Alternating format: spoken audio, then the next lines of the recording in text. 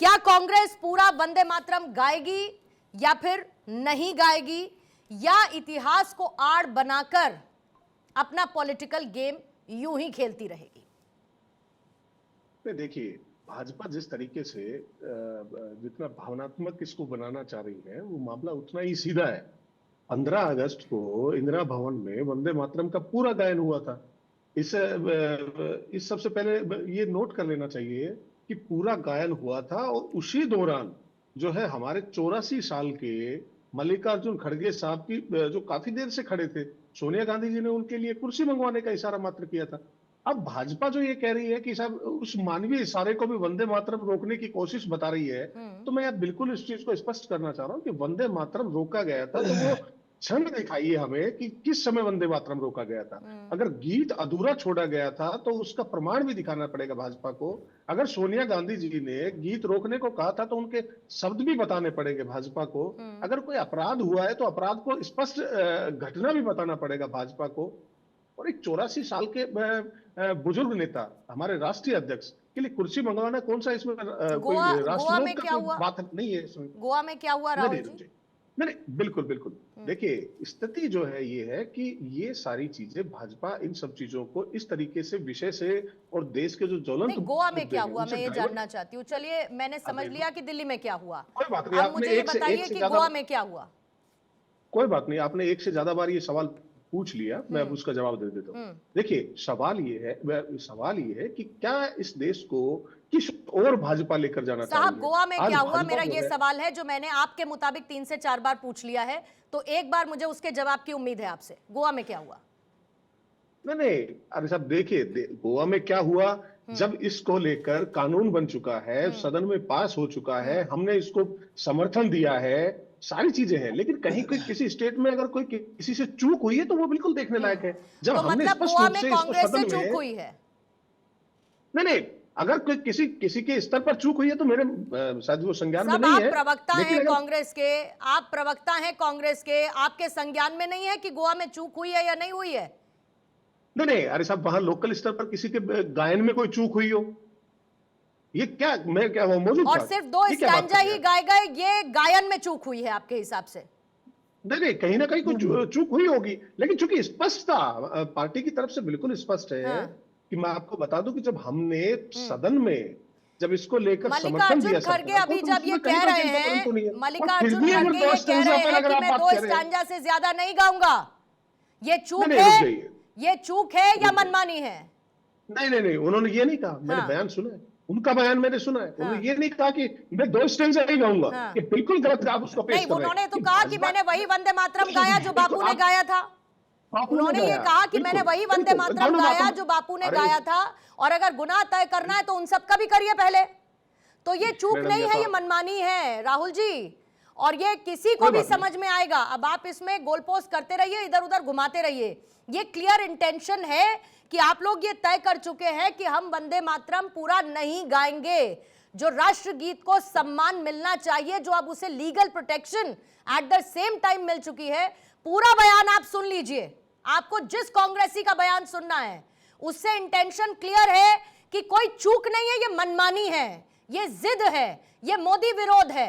लेकिन मोदी विरोध के नाम पर राष्ट्रगीत का अपमान, राष्ट्रगीत को नकारना, ये कैसी नेशनल पार्टी है आपकी राहुल जी?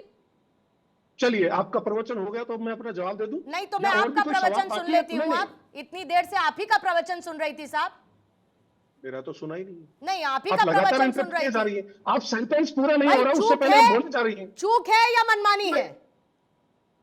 अरे भाई, आप क्या सुनना चाह रहे हैं मेरे मुंह से? जो हुआ है मैं वो सुनना चाहती हूँ। नहीं, आप वो सुनना चाह रहे हैं जो आप मेरे मुंह में डाले। नहीं, आपकी जानकारी में नहीं है, अलग बात है। नहीं, आप पहले एक बार सवाल कर लीजिए।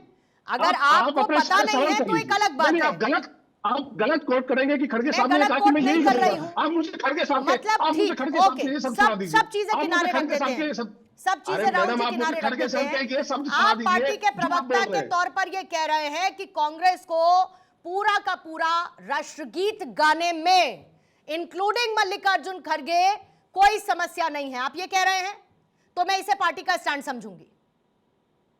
अब रुक जाइए, अब मैं जवाब दे सकता हूं अगर आपकी अनुमति हो तो।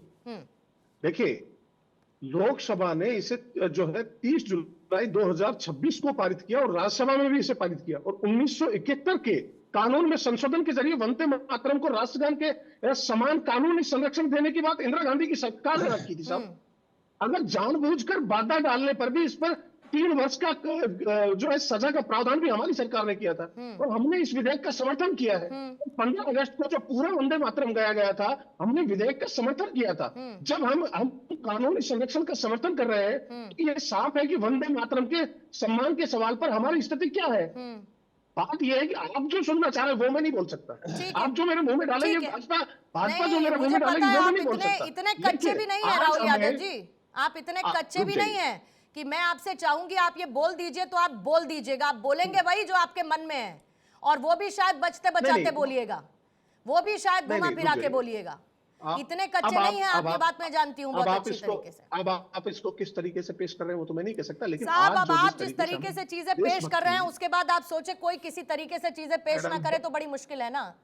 सब चित्र अपनी पटरी ऐसा तो नहीं हो सकता है। मैं भाजपा की ओर इशारा कर रहा हूँ, आप अपने ऊपर नहीं, आप इशारा करिए। बीजेपी की प्रवक्ता यही है राधिका, आपका भी मैं स्वागत करती हूँ। अभी इन्होंने दो बातें कही, इन्होंने गोवा कांग्रेस को लेकर चूक की बात कही, और ये भी कहा कि भाई हमने तो समर्थन किया है। तो फिर ये 1937 के फैसले का हवाला कहां से आया, इतिहास की आड़ कहां से आई, जिसकी वोट लेने की कोशिश कांग्रेसी इस वक्त करते हुए नजर आ रहे हैं? और क्या करना चाहती है कांग्रेस वंदे मातरम का विरोध करके, अचीव क्या करेगी, समझना यह भी जरूरी है। सभी को नमस्कार। सबसे पहले तो पूर्णिमा जी प्लीज पीसीआर को कह के थोड़ी वॉल्यूम बढ़ा दीजिए ताकि मुझे सामने वाले की आवाज और बेटर आ जाए। दूसरी बात, आपने ये यहाँ पे बैठ के कह रहे हैं कांग्रेस के प्रवक्ता कि चूक हो गई होगी, खड़गे साहब ने ये नहीं कहा। खड़गे साहब ने साफ तौर पे कहा, खड़गे साहब छोड़िए, कांग्रेस पार्टी के शहजादे, कांग्रेस पार्टी की ओनर सोनिया जी के बेटे, उन्होंने साफ तौर पे वो वीडियो सामने आया है जो 15 अगस्त को जब झंडा लहराया जा रहा था कांग्रेस के मुख्यालय पे, तो वो कह रहे हैं, उसमें क्लैरिटी से आवाज आई है, कई मीडिया चैनल्स ने वो वीडियो चलाया जिसमें वो कह रहे हैं कि हमारे यहाँ ये गाना नहीं गाया जाता, हमारे यहाँ नहीं गाया जाता, दूसरा बजाया जाएगा, हम नहीं गाएंगे। और मैंने 22 साल पूर्णिमा जी कांग्रेस पार्टी में काम किया है, लेकिन इतना गुस्सा मैंने आज तक 22 साल में सोनिया गांधी के चेहरे पे कभी नहीं देखा। मतलब इतना गुस्सा मैंने सुना है कि जब आपकी उम्र हो जाती है तो आपको गुस्सा भी कम आता है, आप और ज्यादा सहिष्णुता दिखाते हैं। लेकिन वहां पे राष्ट्रगान चल रहा था, चाहे कुर्सी, चलो एक सेकंड के लिए हम मान लेते हैं जो कांग्रेस एक झूठ फैला रही है कि कुर्सी चाहिए थी, जो कि बहुत क्लियर है, उनके शब्दों से, उनके चेहरे से दिखाई दे रहा है कि कुर्सी नहीं मांगी जा रही थी। अगर कुर्सी भी मांग रहे थे तो आप राष्ट्रगान का राष्ट्रगीत दोनों के समय में आप वहां पे किसी को रोक के कुर्सी मांगने को नहीं कह सकते। खड़गे जी तो पहले से खड़े थे ना, तो पहले ही कुर्सी मंगवा लेते उनके लिए, वहां कुर्सी क्यों नहीं थी? इतना जब आपको ध्यान है हर चीज का। और जिस तरीके से गुस्से से वो रोक रही है वंदे मातरम को, और राहुल गांधी उसके बाद कह रहे हैं साफ शब्दों में हमारे यहाँ नहीं गाया जाता ये गाना, तो ये बहुत क्लियर है। और हमें हैरानी भी नहीं होनी चाहिए पूर्णिमा जी, जिस महिला ने 15 साल शादी के बाद इस देश ने उनको अपना लिया, लेकिन उन्होंने इस देश को नहीं अपनाया, उनसे आप क्यों उम्मीद करती हैं? उनके बेटे से आप क्यों उम्मीद करती हैं? अरे वो तो उस देश की भी नहीं हुई जहां से वो खुद आती है, इटली से। उनके बेटे ने जिस तरीके से मेलोनी जी का अपमान किया, क्या सोनिया जी ने एक शब्द बोला? वो ना अपने उस देश की हुई जहां से वो पैदा हुई, ना वो आज इस देश की हो रही है जिसने उनको अपनाया बेटी बना के। जहां की बेटी और जहां ने जिस देश ने अपना बेटी बनाया, दोनों की नहीं हुई। पता नहीं कौन सी की है, सोरस के देश की, अमेरिका की है कि चीन की है कि पाकिस्तान की है, अब वो वही जाने बेहतर। लेकिन कांग्रेस पार्टी के बीके हरिप्रसाद जी, उन्होंने साफ तौर पे कह दिया आप हमें जेल भेज दीजिए, हम नहीं गाएंगे गाना 2 लाइन से ज्यादा। भाई हम कौन होते हैं लेकिन पूर्णिमा जी उनको जेल भेजने वाले? जो कर रही है वो जनता कर रही है 12 साल से 11 साल से, उनको सत्ता में नहीं आने दे रही है, और ये फिर भी नहीं सीख रहे। इनको मोदी विरोध, मोदी जी से नफरत इतनी ज्यादा बढ़ चढ़ के आ चुकी है कि अब वो देश से नफरत करने लगते हैं। उम्मीद करी थी कि राहुल गांधी जी के अंदर ये नहीं होगी भावना, क्योंकि वो तो चलिए इस देश में पले बड़े हैं, पैदा यहाँ हुए, इंदिरा जी के पोते हैं, थोड़ी तो उनकी भी भावना उनके अंदर रही होगी। पर ठीक है, अब इमरजेंसी लगाई थी तो उनकी भी देश के प्रति क्या भावना है वो हम जानते हैं। पर खैर वापस आते हैं मुद्दे के ऊपर। मैं कांग्रेस के प्रवक्ता से पूछना चाहूंगी, ये कैडेट अकॉर्डिंगली आज बता दे, अगर ये कह रहे हैं कि खड़गे जी ने ये नहीं कहा, ये नहीं कहा, तो आप ये कह रहे हैं कि आगे से कांग्रेस के मुख्यालय में सारी लाइनें गाई जाएंगी ना राष्ट्रगान की, राष्ट्रगीत की, सारी गाने गाई जाएंगी ना वंदे मातरम की, हाँ या ना? नहीं देखिए, बिल्कुल, और इसमें कोई किंतु परंतु है क्या? जब हमने सदन में सरकार पूर्णिमा को जी, ये जब ऑफिशियल बिल प्रवक्ता है आया था, हमने कांग्रेस उसको के। समर्थन दिया था। नहीं, मैंने तो सर, इसीलिए मुझे हमें डाउट इससे हो समर्थन रहा पूछा है। कि करने जो ये से चाहिए। कहेंगे मैं उसे आज भी कांग्रेस का हमारे से आधिकारिक तिरंगे स्टैंड के इतिहास मानूंगी। पर मुझे गंभीर डाउट हो रहा है। ऐतिहासिक संदर्भ मौजूद है मैडम। नहीं, इसी आज भी आरएसएस और तिरंगे के इतिहास पर गंभीर ऐतिहासिक संदर्भ मौजूद है। बिल्कुल, हेडगेवार ने राहुल यादव जी, 1929 से आपने जो कहा 30 के उसकी दौर बात में को, अगला राहुल जी, वंश में मैंने आपसे एक प्राथमिकता ही शब्द देने में की बात जवाब कही मांगा थी। था। आप अपना आरएसएस के इतिहास इतिहास मत में भी भूलिए। हम चले जाएंगे। आप अपने राहुल जी, अपनी आप बारी पे अपने बोलिएगा, आप आपको बहुत समय नहीं मिला नहीं है। नहीं राहुल जी, आप अपनी आप बारी पे छुपा नहीं बोलिएगा, सकते, आपको बहुत आप समय छुप मिला नहीं है। सकते, आप आड़ राहुल नहीं जी, ले सकते। पूर्णिमा जी के शो पे ऐसे और बिल्कुल मोदी का कहने की नहीं विरोध नहीं, जरूरत मैंने नहीं मोदी का है। इसीलिए विरोध नहीं नहीं, राष्ट्र का मैं विरोध इसीलिए नहीं है, राधिका, ये ये भ्रम सवाल निकाल मैंने दीजिए। इसीलिए आपने लेट ज्वाइन जनता किया। ने मैंने भ्रम पहला तोड़ सवाल दिया राहुल जी से यही 2024 पूछा के था कि चुनाव भाई में। वंदे मातरम के जितने भी पैराग्राफ्स हैं, जो उसके बोल हैं, सबके सब गाए जाएंगे, उसमें कोई समस्या नहीं है। कांग्रेस की घटना को उन्होंने चूक करार दिया है। तो अगर बहुत ये अच्छी बात प्रवक्ता है। के तौर पर बैठे हैं तो मैं ये मानना चाहती हूं कि जो ये कह रहे हैं वो पार्टी का स्टैंड है।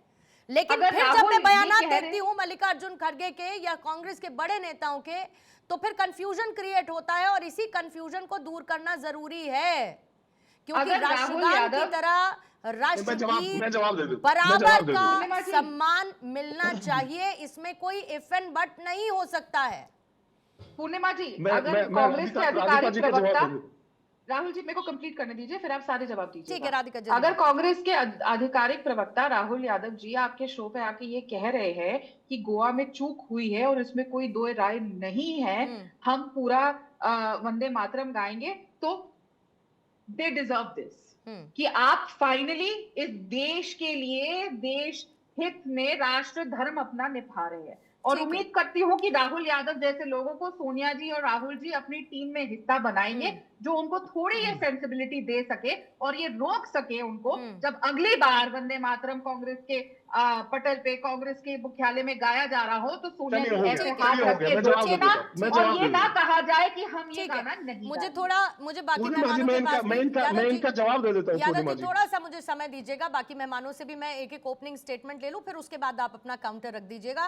कपिल श्रीवास्तव जी, बीजेपी का विरोध करना है ये तय है, इसमें मुझे कोई शक शुबा नहीं कि आप नहीं करेंगे, आप 100% करेंगे, करिए, कोई दिक्कत नहीं है। लेकिन राष्ट्रगीत के मामले पर कांग्रेस की जो लाइन है, क्या समाजवादी पार्टी भी उस लाइन पर है या उससे इतर है? और अगर अलग है तो क्या अपनी साथी पार्टी को यह कहेगी कि हां, पूरा राष्ट्रगीत गाना पड़ेगा? थोड़ा आवाज बढ़ा दीजिएगा, आवाज ठीक से आवाज आपकी बढ़ाएंगे सुना हो, कपिल जी लेकिन की? बड़ा थोड़ी। बोलिएगा कपिल जी। पूर्णिमा जी, आपने पहले ही पूर्वानुमान लगा लिया, इसलिए मैं आपकी शक्ति को नमन करता हूँ कि मैं क्या कहूंगा, किसका विरोध करूंगा, नहीं करूंगा। कम से कम हम सबका भी विरोध करेंगे, लेकिन राष्ट्र का विरोध नहीं करेंगे। ये यही आपको तो लिख मैंने के दे कहा दें। कपिल जी, जो तो मैंने सुन तो कहा ले, आपने पूर्णिमा वही, जी, आपने भी वही कहा साहब। मुझे कोई पूर्णिमा जी, पूर्वानुमान नहीं लगाया। आप बीजेपी का विरोध करेंगे ही, मुझे पता है आप बीजेपी के साथ नहीं खड़े होंगे, अच्छा पूर्वानुमान लीजिए, नहीं हम जब है, विरोध, ये फैक्ट अच्छा है सर, एक गजब की बात, ये फैक्ट गजब है की सर। बात। आप बीजेपी के हम साथ हैं? बीजेपी, हम बिल्कुल बीजेपी का विरोध नहीं करते। आप बीजेपी का विरोध ही नहीं करते, चलिए बढ़िया है नहीं, फिर। विरोध करने का सवाल ही नहीं हाँ, बीजेपी। ठीक है सर, मत करिए। लेकिन बीजेपी की उन नीतियों का विरोध जरूर करते हैं जो नीतियां सही नहीं है इस देश की, और वो हमारा एक संवैधानिक हक है, वो आप मत छीनिए। और मैं दूसरी बात आपको कह रहा हूं कि देखिए, अगर कांग्रेस ने अपराध किया है, मैं अपराध इसलिए कहूंगा कि चूक नहीं होता है, जब कोई चीज कानून बन गया तो चूक कहां से हुई? वो तो अपराध हुआ। तो रुई नसूत जलहन से मुकोबल क्यों हो रहा है? अरे भाई, प्रथम सूचना रिपोर्ट अंकित कराइए, आपको बड़ा दुख हुआ है। प्रथम सूचना रिपोर्ट जो है कांग्रेस के खिलाफ अंकित कर, और कांग्रेस अपना पक्ष जो है वो इन्वेस्टिगेटिंग अथॉरिटी को देगी और उसके बाद जो है वो न्यायालय में रखेगी। और मैं तीसरी बात आपको कह रहा हूं कि अलवर के अंदर एक जनसभा थी जहां पे राष्ट्रगीत जो है नहीं गाया गया, गाया ही नहीं गया, अमित शाह जी ने नहीं गाया। ये कितना बड़ा दुर्भाग्य कि जहां आप आरोप लगा रहे हो कि आपने 4 लाइन गाई, आपने 6 लाइन गाई, आपने 8 लाइन गाई, आप तो एक भी लाइन नहीं गा रहे।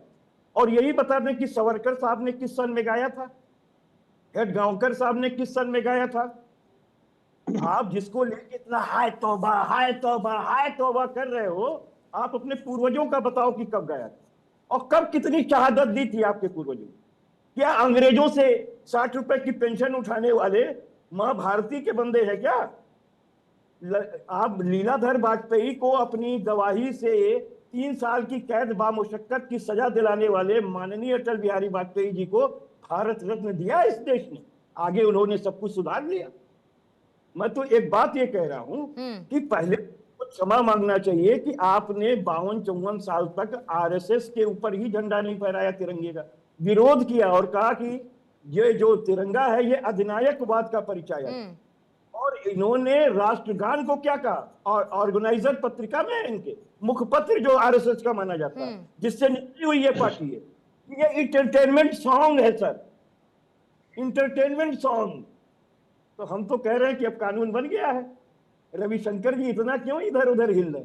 अरे राम मंदिर चोरी के मसले को डाइल्यूट करने के लिए, जेनजीस के मसले को डाइल्यूट करने के लिए, पेलेट गन और AK-47 जो गोली चली उसको डाइल्यूट करने के लिए, E-20 जो तेल दे करके देश को धोखा दे रहे हैं, इसको डाइल्यूट करने के लिए आप बड़े वंदे मातरम वाले हुए हैं।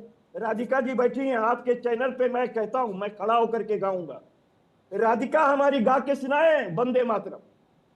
राधिका बहन पूरा वंदे मातरम गाओ और हम आपको नमन करेंगे, भारतीय जनता पार्टी को नमन करेंगे।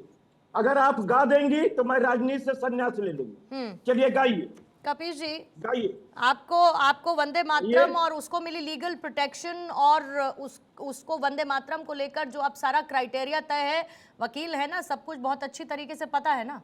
आपको पता है आधा अधूरा नहीं गाया जा सकता, आपको पता है कि 4 शब्द कहकर फिर चुप नहीं हुआ जा सकता, ये बात आप जानते हैं ना। अब आपको समस्या नहीं है ना आफ्टर द लीगल प्रोटेक्शन कपीश जी, अब समस्या नहीं है ना राष्ट्रगीत गाने में, राष्ट्रगीत गाने में अब कोई दिक्कत नहीं है ना। पूर्णिमा जी, मैं आपको कह रहा हूँ कि मैं वकील होने के ही नाते नहीं, इस देश का नागरिक होने के नाते और संविधान और देश के संविधान ग्रिड नॉर्म से बनने वाली तमाम विधियां हमारे लिए गीता और कुरान हैं, हमारे लिए गीता और कुरान है। नहीं, मुझे सुनकर खुशी हुई कि आपको कोई समस्या नहीं है। मैं तो ये कह रहा हूं कि बात तो यही है कि आपको कोई समस्या नहीं है, ये बहुत अच्छी बात है, ये सुनकर खुशी हुई। कपीश जी सुन ही तो रही हूं सर, अब सुनिए थोड़ी 10 मिनट तक चलता रहेगा कि सुनिए, सुन ही तो रही हूं। सुन तो लीजिए, नहीं सुन तो लीजिए, बस एक लाइन सुन लीजिए। अच्छा बोलिए। थोड़ा सा हिम्मत। मैं ये कह रहा हूं कि कानून बन गया है और कानून के विरुद्ध अगर कोई कार्य हुआ है तो FIR करे ना भारतीय जनता पार्टी, और अपने ऊपर भी करे कि अलवर में भाषण देने से पहले जनसभा में क्यों नहीं राष्ट्रगीत गाया गया। ठीक है, इसका जवाब राधिका मैं लेती हूं आपसे, आती हूं मैं आपके पास जल्दी से। एक बार रंजन जी आपकी प्रतिक्रिया में ले लेती हूं, क्योंकि पुरानी बातें कहकर ये नहीं कहा जा सकता कि आज के निर्णयों से बचा जा सके, आप उसका हवाला नहीं दे सकते। अब यहाँ पर थोड़ा सा कंफ्यूजन है और क्लैरिटी नहीं है। कपीश जी कह रहे अपराध हुआ है तो FIR बीजेपी दर्ज करा ले, लेकिन विरोध करने वाले अब भी विरोध करेंगे और फिर दूसरी तरफ ये भी कह देंगे अरे नहीं ऐसा कोई दिक्कत नहीं है, वहां तो चूक हो गई थी। तो क्या हो रहा है ये चूक नहीं है, कैसे हो सकती है चूक? पूर्णिमा जी, सबसे पहले तो आपको जन्मदिन की हार्दिक शुभकामनाएं और बधाई, धन्यवाद। अनंत शुभकामनाएं के साथ मैं बोलना चाहता हूं और सारे को पैनलिस्ट को नमस्कार।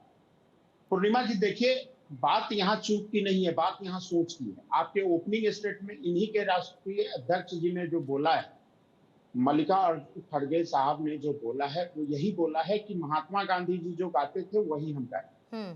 महात्मा गांधी के समय में 2026 में महात्मा गांधी जी नहीं है जब कानून ये बना है, देश के संसद से बना हुआ कानून।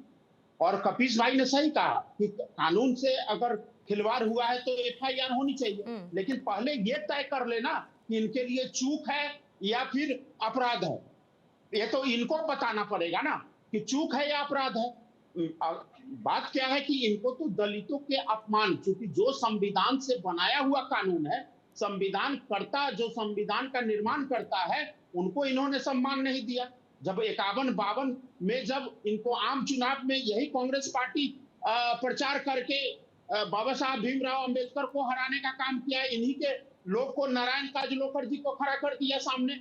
54 के उपचुनाव में भी मतलब इनको हराने का काम किया बाबा साहब को, और तो इनको मंत्रिमंडल में इस्तीफा देने के लिए मजबूर कर दिया। ये बाबा साहब का दलील है कि बाबा साहब ऐसा महसूस करते थे कि दलितों के अधिकार और उत्थान के साथ कांग्रेस पार्टी नहीं खड़ी है, यहाँ तक कि महिलाओं के स्वाभिमान के साथ नहीं खड़ी है। आज ये बात करते हैं, आज फिर से एक दलित का मामला है, फिर उनको कुर्सी की बात है। मैं तो मानता हूं कि बात कुर्सी का है, लेकिन ये कुर्सी 2 छंद गाकर पाना चाहते हैं। ये 2 छंद से कुर्सी नहीं मिलेगा। ये देश ने जनमत दिया है 6 छंद को गाने के लिए। आपको 6 छंद गाना पड़ेगा वंदे मातरम का। वंदे मातरम, कपीश भाई बोल रहे थे, ये मंच नहीं है वंदे मातरम को कभी भी कहीं भी कैसे भी गा दिया जाए। ऐसा नहीं है कि यहाँ पर हम टेस्ट दे रहे हैं अपने देशभक्ति का, लेकिन इनके लिए वंदे मातरम एक गीत हो सकता है, हमारे लिए राष्ट्रभक्ति का एक रगों में चलने वाला खून के जैसे संचार है। ये देशभक्ति का एक पैमाना है जिसको गाकर लाखों लोगों ने, लाखों सपूतों ने, वीर सपूतों ने अपने प्राण की आहुति दी है। हमारे लिए देशभक्ति का एक प्रेरणा स्रोत गीत है। तो हम तो इस बात को मानेंगे, लेकिन कहने का मतलब ये है पूर्णिमा जी कि जब भी बात इनकी आती है तो दलित के सम्मान के साथ ये खड़े हो जाते हैं, दलित को ही आगे कर देंगे। जब आपको याद होगा कि लोकसभा अध्यक्ष का चुनाव था, तब भी इन्होंने दलितों का अपमान किया। आज वंदे मातरम में कुर्सी की बात है, तब भी दलितों का अपमान करेंगे। तो दलित का अपमान राष्ट्रगान को एक गाना नहीं चाहते, ऐसी बात नहीं है। नहीं, और राष्ट्रगान में वो 2 दूसरी तरफ निशा जी ऐसा लगता है, निशा जी ऐसा लगता है, तो मैं आपके पास आती हूँ, जिसको पूर्णिमा जी खुश करना चाहते हैं, सिर्फ वो भी तो इनके नहीं हुए। ये सिर्फ राष्ट्रगीत को लेकर एक रवैया अपनाने का मुद्दा नहीं है, ये कहीं ना कहीं एक आइडियोलॉजिकल डिवाइड की तरह नजर आता है। ये कैसे चल सकता है इस देश में? पूर्णिमा जी, जन्मदिन की बहुत बहुत हार्दिक शुभकामनाएं। धन्यवाद निशा जी, आज आपका जन्मदिन है। धन्यवाद। May God bless you. Thank you ma'am. ऐसा है पूर्णिमा जी, देखिए सोच जो होती है ना, वो आपकी कहीं ना कहीं अंतरात्मा से निकलती है और वही आपके एक्शंस में भी नजर आती है। इसका मतलब है सिर्फ देश से हम लेना चाहते हैं, जीत कर जब तक राज किया, राज करते रहो, लेकिन जब देश को कुछ देने की बारी आई तो आप सोचिए, राष्ट्रगीत जिसपे कानून बन चुका, उसके बाद भी उसका उल्लंघन करने का मतलब है कि आप किसी भी राष्ट्रहित की सीमाओं को लांघने के लिए चल पड़े। ना आप कानून की परवाह कर रहे हैं, ना आप संविधान की परवाह कर रहे हैं, ना आप जनता की भावनाओं की परवाह कर रहे हैं। आप सोचिए, जब ये राष्ट्रगीत और राष्ट्रगान लिखे गए होंगे, चट्टोपाध्याय जी ने जब लिखा होगा, तो उनकी क्या मंशा रही होगी, क्या भावना रही होगी देश के लिए, एक एक शब्द, एक एक लाइन लिखने के लिए। लेकिन आज उसको, गीत को हम सिर्फ गाने के लिए वो सम्मान, वो सब नहीं दे पा रहे हैं। ये जनता देख रही है और इस तरीके की सोच से मुझे लगता है कि आप सिर्फ देश की जनता के प्रति नहीं, बल्कि सबसे ज्यादा अगर कहीं गुनाहगार हैं तो देश के संविधान के प्रति हैं, जिस संविधान की कॉपियां लेकर के आप खड़े होकर के बोल रहे थे बार बार, संविधान खतरे में है, संविधान खतरे में है, संविधान खतरे में है। जनता को गुमराह करने की कोशिश ना करें, क्योंकि जनता को पता लग चुका है कि संविधान खतरे में कौन डाल रहा है, संविधान की बात को कौन फॉलो नहीं कर रहा है, आज संविधान की धज्जियां कौन उड़ा रहा है, कानून बनने के बाद भी उसके सम्मान नहीं दिया जा रहा है। ये जनता भी समझ रही है, लोग भी समझ रहे हैं। तो इसका मुझे लगता है पूर्णिमा जी, जो सारा कुछ बताएगी वो जनता चुनाव के समय पे लोकतांत्रिक रूप से वोट के रूप में जरूर इसका जवाब देगी। और आज जगह जगह पर रोष भी है इस बात को लेकर के। सबसे बड़ी बात है, कभी कहते हैं कि कुर्सी के लिए, फिर कहते हैं कि कोई वो बीमार थे, फिर कहते हैं वो बीमार थे, फिर कहते हैं वो बाई चांस हो गया, फिर कहते हैं कोई इनके सांसद कह रहे कि हम तो इतना ही गाएंगे। तो पहले तो कांग्रेस ना अपना बैठ करके ये विचार करे और यादव जी क्या को कह रहा है। ठीक है, यादव जी को इमरान मसूद से भी बात करनी चाहिए, मुझे लगता है इसके बाद एक कॉल इमरान मसूद को भी मिला लेना चाहिए कि भाई चूक है कि क्या है, मन में वही सब है जो कह रहे हैं। सबके विचार ही अलग-अलग है, मतलब कोई कुछ बोल रहा है, कोई कुछ बोल रहा है। ठीक है मैम, वो जो हर जगह कांग्रेस का दिखाई देता है ना, कोई उधर चल रहा है, कोई उधर चल रहा है। यादव जी सारे जवाब लूंगी। सबसे बड़ा सवाल शायद यही है कि क्या हमारे देश में आज वंदे मातरम में कितने छंद गाए जाएंगे, ये आपकी पॉलिटिकल आइडेंटिटी को क्या डिस्क्राइब करने वाला है? और दूसरा, अगर हाँ ऐसा है तो इसके लिए किसको जिम्मेदार माना जाए? पक्ष को जिम्मेदार मान लिया जाए या विपक्ष को जिम्मेदार मान लिया जाए? देखो पूर्णिमा जी, देश की संसद ने कानून बना दिया, उसमें सजा का प्रावधान है। अब कांग्रेस की सरकार आएगी तो बदल दे इस कानून को कि हम केवल 2 छंद गाएंगे, लेकिन जब तक ये कानून नहीं बदला जा रहा है तब तक तो ये कानून ही है। तो आज 15 अगस्त से हम 18 अगस्त में बैठे हैं। भारतीय जनता पार्टी की सरकार कर क्या रही है? क्या देश के कानून से बड़े राहुल गांधी, प्रियंका गांधी या खड़गे साहब हैं क्या? अभी तक एफआईआर क्यों नहीं हुई? अभी तक पूछताछ क्यों नहीं हुई? यदि वो अपने समर्थकों को खुश करने के लिए यदि ये हरकत कर रहे हैं तो सरकार आंख बंद करके क्यों बैठी है? सरकार को कानूनी कार्रवाई करनी चाहिए ना। देश में संवैधानिक व्यवस्था है कि नहीं? वो किसी पार्टी के राष्ट्रीय अध्यक्ष हो सकते हैं, किसी पार्टी की प्रमुख सोनिया गांधी हो सकती हैं, लेकिन कानून से बड़े नहीं हैं। इस देश में तो प्रधानमंत्री भी जेल गए हैं। तो मैं ये मान के चल रहा हूं कि यदि सोनिया गांधी जी ने, राहुल गांधी जी ने या किसी ने भी, भारत सरकार एक आदेश पारित करे, एक कमेटी बनाए कि जब से कानून बना है तब से जिन जिन लोगों ने इसका उल्लंघन किया है, चाहे वो किसी भी पार्टी के सही, कानूनी कार्रवाई होनी चाहिए। भाजपा के हों, सपा के हों, बसपा के हों, कांग्रेस के हों, कोई भी हो। केवल यह नहीं हो सकता कि कांग्रेस के लोग कानून का उल्लंघन कर रहे हैं तो चर्चा कानून उस पर होगी। कहीं से वीडियो भारतीय जनता पार्टी के भी आ रहे हैं तो वो भी चूक नहीं कही जा सकती, उस पर भी कार्रवाई होनी चाहिए, उस पर भी नियमानुसार एफआईआर होनी चाहिए। जैसे कपिल जी ने कहा, गृहमंत्री जी ने नहीं गाया, तो गृहमंत्री भी देश से कानून से बड़े नहीं हो सकते। यदि ऐसा कुछ हुआ है तो मुझे लगता है, जहां तक मैं समझ पा रहा हूं, कि कानून से बड़ा कोई भी नहीं है। कानून के नीचे सब हैं, और ये संविधान में जो व्यवस्थाएं हैं, उस संविधान की व्यवस्थाओं को लागू कराना भारत सरकार की जिम्मेदारी बनती है, वो पार्टी से अलग हटके बिल्कुल। यदि कांग्रेस के लोगों ने कानून तोड़ा है और भाजपा के लोगों ने कानून तोड़ा है, सपा के लोगों ने भी कानून, किसी ने भी तोड़ा हो, तो एक बड़ी कमेटी बड़े स्तर का हो और कहे 15 दिन में रिपोर्ट दें। क्या दिक्कत है? ये चिल्लाने से थोड़ी होगा चैनल्स पे कि कांग्रेस ने ये कर दिया, कांग्रेस ने वो कर दिया। ये माहौल नहीं बनेगा। जब कानून तोड़ा है तो कानून कम से कम मुझे इस काम कर लेना चाहिए। ठीक है। निश्चित तौर से मुझे लगता है कि जो एक पश्चिमी उत्तर प्रदेश के सांसद का बिल्कुल खुल्लम खुल्ला बयान आया है कि मैंने पहले भी नहीं गाया, आपका बयान सुनिए ना, मैंने पहले वंदे मातरम गाया ना अब गाऊंगा। इसका मतलब 2 छंद पहले वाले भी उस सांसद ने नहीं गाए। खड़गे साहब ने भी कह दिया कि नेहरू जी ने और जो महात्मा गांधी जी ने गाया वो हम गाएंगे, स्पष्ट कर दिया ना। तो इसमें बचा क्या है? अब इसमें यह बचा है कि राहुल यादव क्या कहेंगे, कपिल श्रीवास्तव जी क्या कहेंगे, सुनील कौशिक क्या कहेंगे, ये सब कुछ पब्लिक डोमेन में है। ठीक है। एफआईआर हो, अरेस्ट हो, वो न हो, पूछताछ के लिए बुलाए जाएं। तो किस बात का इंतजार है फिर राधिका? आपको मेरी आवाज मिल रही है? हाँ, मिल रही है।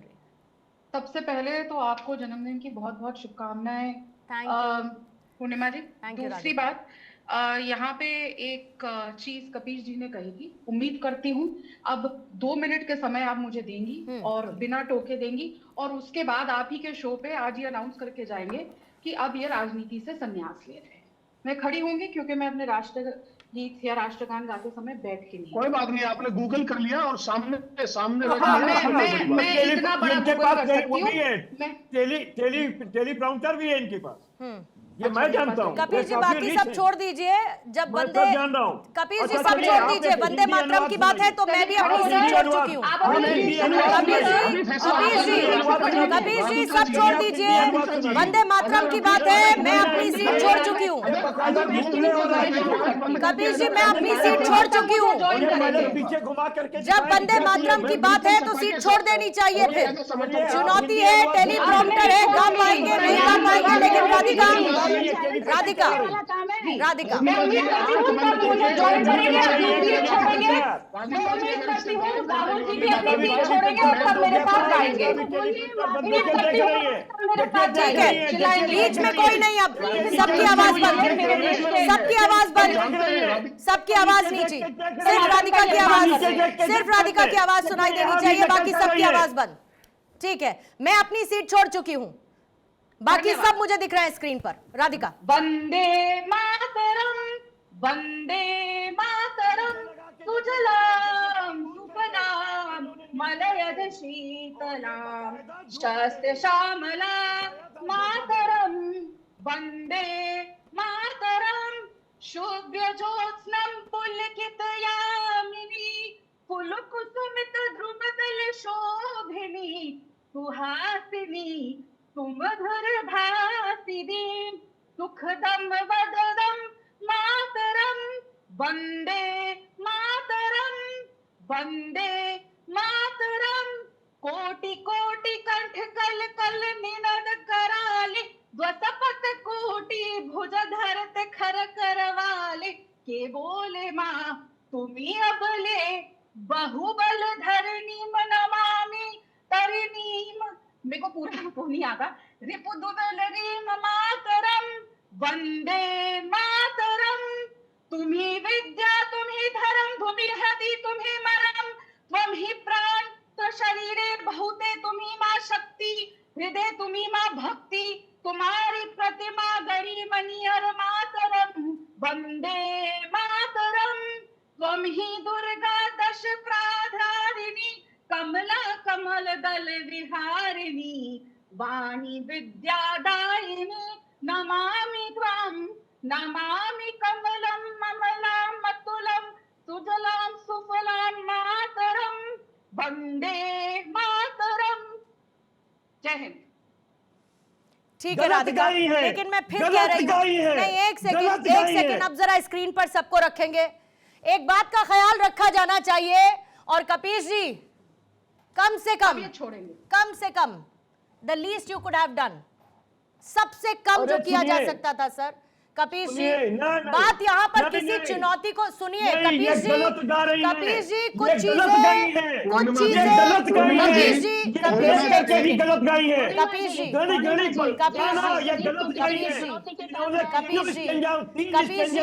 ये देखे दिक्कत क्या है ना कि अभी हम एक बहुत इंपॉर्टेंट, यादव साहब एक सेकंड,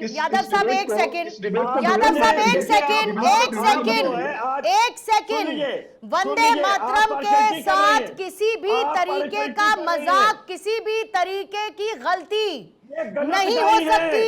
इस बात को गंभीरता से आप सबको समझना पड़ेगा। कपीश श्रीवास्तव जी, आपको भी, राहुल यादव जी, आपको भी सब चुनौतियां देना बंद करिए, क्योंकि राष्ट्रगीत सम्मान की बात है, चुनौती देने की बात नहीं है। ये चुनौती देने की बात नहीं है। चिल्लाते रहो, मैं कहूंगा आप साहब इसे चिल्लाना नहीं कहते हैं, मोदी जी कपीश जी से चिल्लाना नहीं कहते हैं।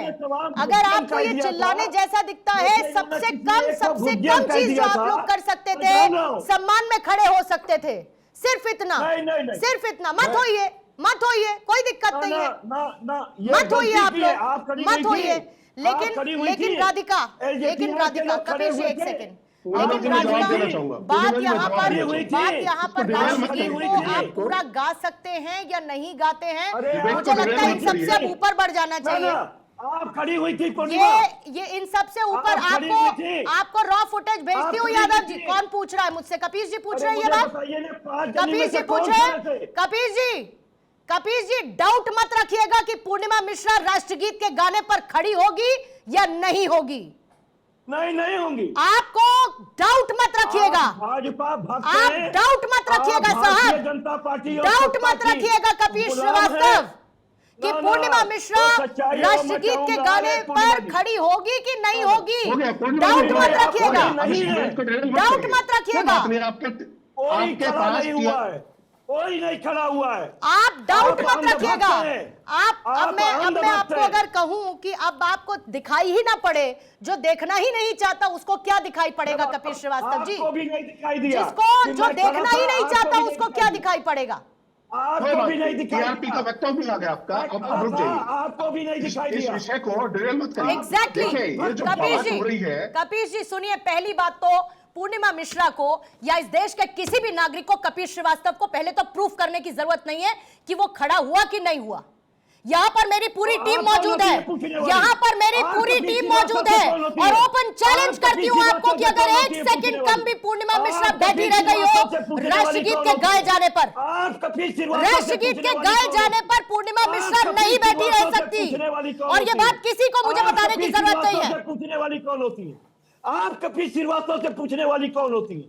साहब आप मत खड़े होइए, आप मत खड़े होइए, आप नहीं खड़ी हुई, आप मत खड़े होइए, आप मत खड़े होइए। आपके चार पन्ने जो हारने को बैठा हो उसको जीत का रास्ता नहीं दिखाना चाहिए। आप होती है जो हारने को बैठा हो उसको जीत का रास्ता नहीं दिखाना चाहिए। कपीश श्रीवास्तव होती है पूछने वाली। 30 सेकंड्स रखेंगे जल्दी से। कपीश श्रीवास्तव जी ने बहुत समय जाया कर दिया है डिबेट का, अच्छी चर्चा इस पर हो सकती थी। राहुल जी पहले आप आ जाइए, राहुल जी पहले आप आ जाइए, बोलिएगा। 30 सेकंड्स रखेंगे। राहुल जी बोलिएगा। देखिए, जिस तरीके से ये टीआरपी का पूरा खेल चल रहा था, ये बिल्कुल गलत था। और जिन्होंने भी वंदे मातरम का भी गायन किया, राधिका जी ने, बिल्कुल इनकी पोजीशन जो थी वो गलत थी। ये एक अपराध की श्रेणी में आता है।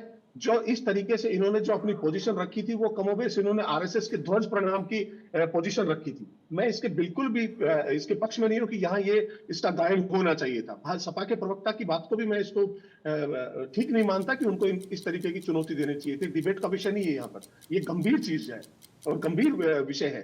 आप विषय से डिरेल को नहीं कर सकते। देखिए, जिन लोगों ने हमारे ऊपर जो सवाल उठाए, वो अपना इतिहास उनको पढ़ लेना चाहिए। 1946 में गोलवल करके सर, मैं 30 सेकंड्स रख रही हूँ, 30 सेकंड्स रख रही हूँ।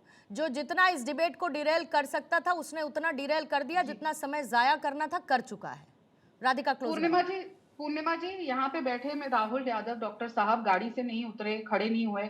उनको इस बात पे डाउट है। मैं तो अपनी चप्पल उतार के बिल्कुल सीधी खड़ी थी। इन लोगों को आरएसएस सपने में भी दिखाई देता है, 24 घंटे दिखाई देता है, इसलिए अपनी सीट से गाड़ी से नहीं उतरे। चैलेंज करती हूँ, आप मुझ पे केस कर दीजिए, मैं तो प्रूव कर दूंगी, कोर्ट में वकील हूँ, और प्रूव ये भी कर दूंगी कि पूर्णिमा जी भी खड़ी थी, और साथ में ये भी प्रूव कर दूंगी कि आप अपनी गाड़ी से नहीं उठे थे और खड़े हुए थे। और मैं बिल्कुल खड़ी थी। मैं नहीं आती राहुल गांधी और सोनिया गांधी के परिवार से कि मैं राष्ट्रगीत या राष्ट्रगान गाने में शर्मिंदगी महसूस करूंगी। और मैं उम्मीद करती हूँ आज पूर्णिमा जी, समाजवादी पार्टी के प्रवक्ता है, मैं आपके बीच में नहीं बोली, मैं किसी के बीच में नहीं बोली। मैं उम्मीद करती हूँ पूर्णिमा जी कि समाजवादी पार्टी के प्रवक्ता, मैं उम्मीद करती हूँ, मैं बोल रही हूँ फिर से, उम्मीद करती हूँ समाजवादी के पार्टी के प्रवक्ता निशा जी, आप उम्मीद करती हूँ कि ये अपने राहुल जी आप कंटिन्यूअसली बोल रहे हैं, कंटिन्यूअसली ही स्पोकन ओवर पूर्णिमा जी।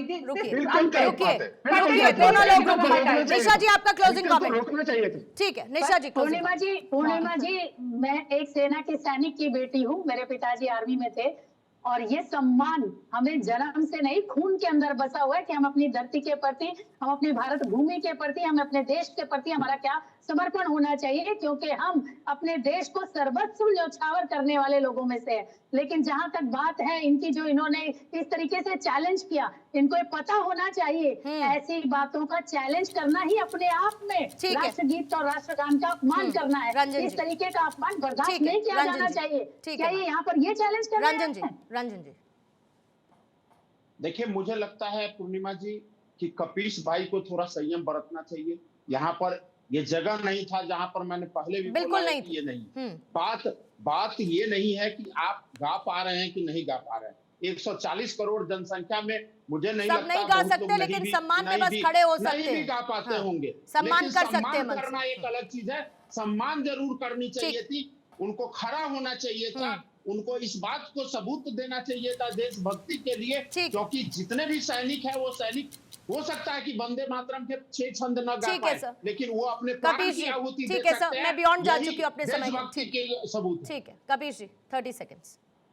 देखिए, बहुत सीधी सी बात है कि राधिका खेड़ा ने 3 पैराग्राफ में गलत गाया, गलत मुद्रा में खड़ा होकर के गाया, और यहाँ पर मेरे अलावा और राधिका के अलावा कोई खड़ा नहीं।